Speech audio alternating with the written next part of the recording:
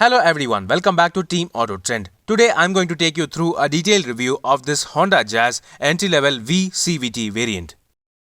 Similarly, for detailed reviews on all variants of all cars, make sure to subscribe to our channel and don't forget to like and share this video.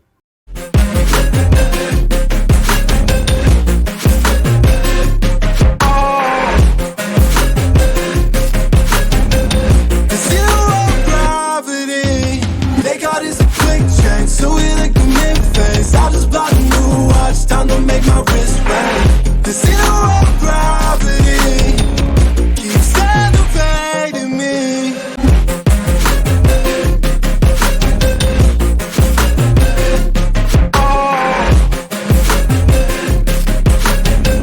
The zero gravity.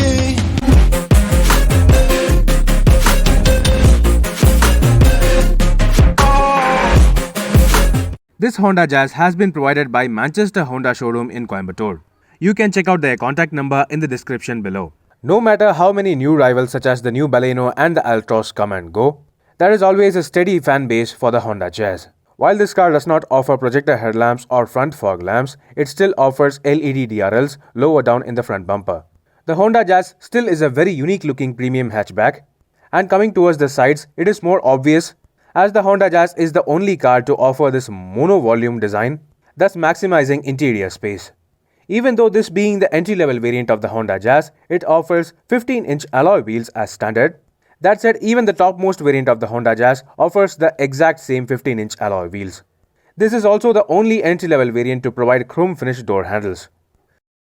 Coming on towards the back, the Honda Jazz is easily recognizable thanks to the rather tall tail lamps similar to the ones seen on the Volvo SUVs. That said, again just like the front, the Honda Jazz entry-level V variant also gets chrome detailing at the rear as well. And quite surprisingly, this car also offers a rear windshield wiper washer with defogger as standard on all variants. Also standard is the reverse parking camera, which is located right in the number plate housing. So the Honda Jazz is not only a unique looking premium hatchback, it is also seriously well equipped from the entry level variant itself. Let's now get inside the cabin. Yes folks, I'm right now inside the brand new Honda Jazz entry-level V variant with the CVT automatic transmission. So this here is the CVT automatic gear lever, which is pretty common on many other Honda cars as well. So this is pretty okay. However, the highlight of this CVT variant is that despite being an entry-level variant, this V gets paddle shifters. Yes, paddle shifters for a much more sportier driving experience, and this also gets cruise control as standard across all variants, even on the manual versions. So quickly take a look at the dashboard. Well, the overall dashboard design, the door pad design remains exactly the same across all variants all these years. However, this V variant itself gets a 2-DIN audio system. Now, before I turn on the audio system, let me just show you the key. This entry-level V variant does not get smart key access with push button start. Instead, it gets this jackknife flip key. So, slotting it inside, you can see the overall display over here. This is the display of the instrument cluster and the infotainment system. This instrument cluster is pretty good looking thanks to the blue backlighting, and this MID itself looks pretty good even after all these years, while providing all the data and information you need regarding this car. That said, the gear indicator is located here. Then coming to the center console, this is the only entry-level variant in the premium hatchback category to provide a rather nice looking 2-DIN audio system. And not only that, this car also gets a reverse parking camera.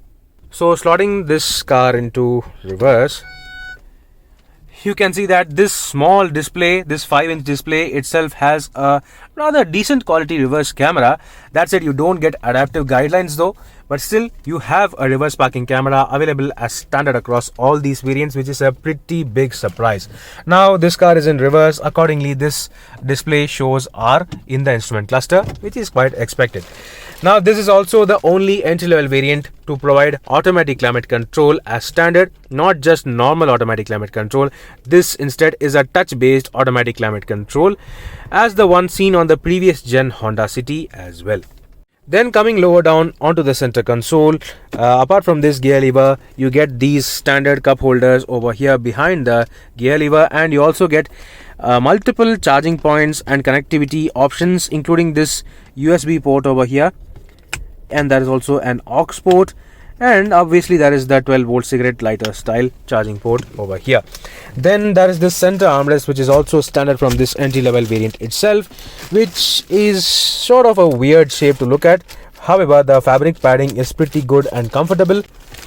That said, you get a pretty decent level of storage capacity underneath this center armrest, which is quite surprising. Then there are these fabric seats available as standard. These are the exact same seats seen across all variants of the Honda Jazz, which is not quite surprising. That said, these seats are pretty comfortable. They are good to look at while also providing great amount of support and comfort for all passengers, for both the front passengers especially. And the material itself is pretty hard wearing while also offering perfect level of cushioning and overall comfort, just like the ones seen on the Honda City. So no difference over here. However, coming to the storage options, you get quite a lot of storage options in the Honda Jazz, starting with this glove box, which itself is a rather decently large capacity. You also get standard 1-liter bottle holders on all doors. Not only that, you also get this pop-out cup holder or bottle holder over here on the right side of the steering wheel for the driver. And it is also notable that this cup holder is located right in front of this AC vent on the driver's side, so that whatever you place over here gets cooled using this AC vent over here. Then you also get tilt adjustable steering wheel as standard across all variants.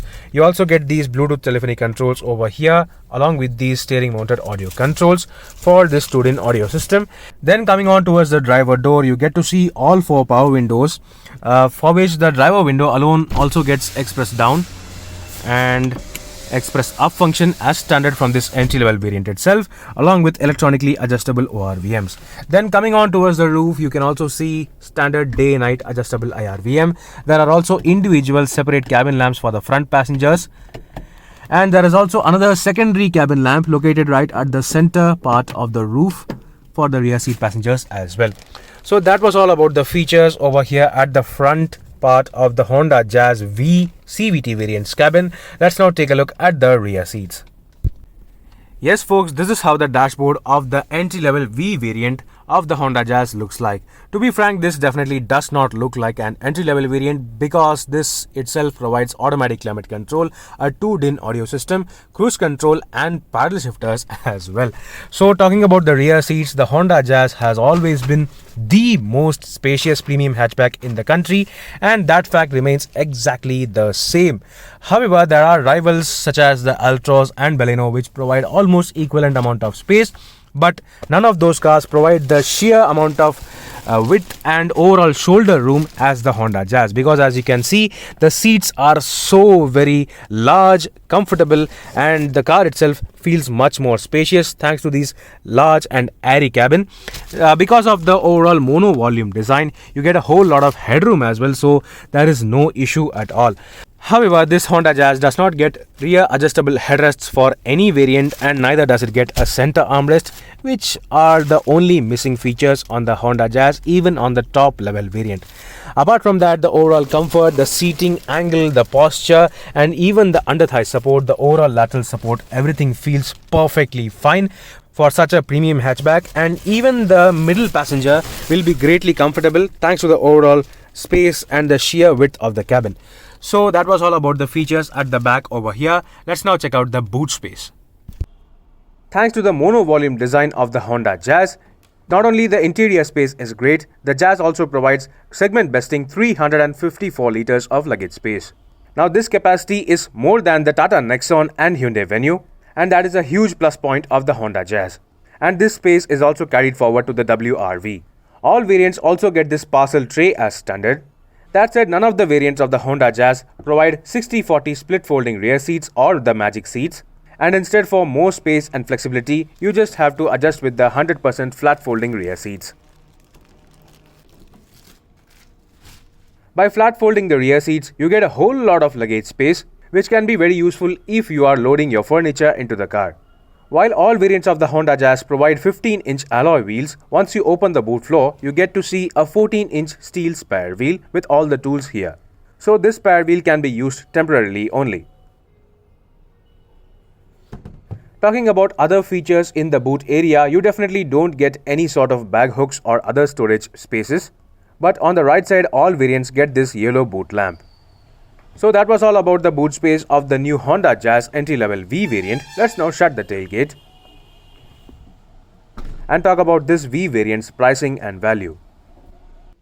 The Honda Jazz now does not get a diesel engine option. Instead, it gets the same 1.2-litre 4-cylinder iVTEC petrol engine, producing 90 PS of maximum power and 110 Nm of maximum torque through either a 5-speed manual or the CVT automatic gearbox. That said, the major highlights of the Honda Jazz is that from the entry-level variant itself, it provides so much features, with the refined iVTEC engine also offering paddle shifters on the automatic versions. This could be your perfect family premium hatchback, as the Honda Jazz has also received 4-star crash test rating, complemented by the great amount of space and comfort. So if you are not expecting additional airbags and more fancy features, the Honda Jazz seems like a perfect family premium hatchback for the price, also offering Honda's reassuring quality. Do let me know in the comment section below what do you think about the Honda Jazz entry-level V variant. Meanwhile, this is Viprajesh signing off. See you on another video. Thank you for watching.